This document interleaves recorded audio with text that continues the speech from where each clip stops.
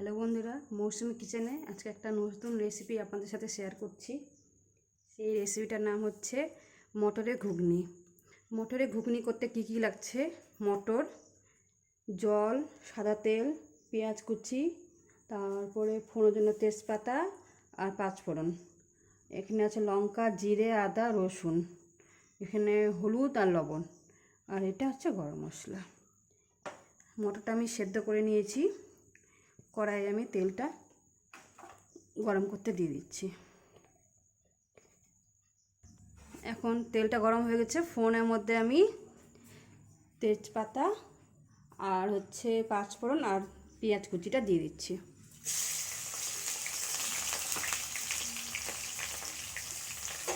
এটা লাল হোক ততক্ষণ,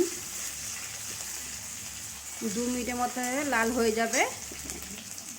আমি এটা লঙ্কা আর জিরে রসুন পেস্ট করে নিচ্ছি।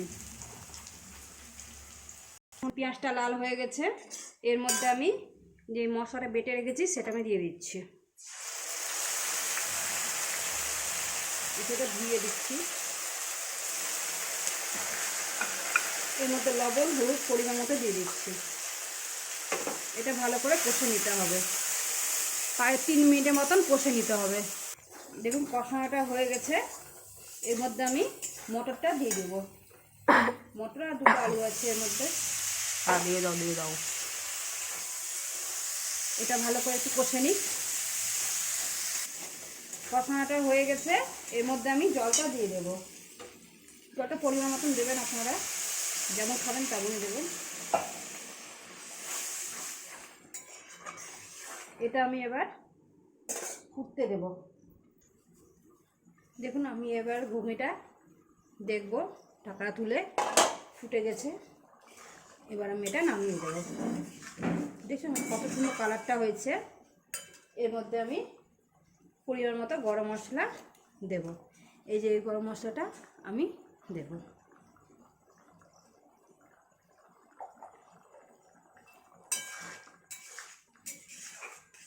আমার ঘুগনিটা রেডি হয়ে গেছে। এবার আমি নামিয়ে নেব। গ্যাসটা বন্ধ করে দিলাম। দেখুন আমার ঘুগনিটা হয়ে গেছে তৈরি। কত সুন্দর কালার হয়েছে, পুরো কাঁচা লঙ্কা দিয়েই করেছি। আর রেসিপিটা যদি আপনাদের ভালো লেগে থাকে তাহলে অবশ্যই শেয়ার, কমেন্ট, লাইক অবশ্যই করবেন।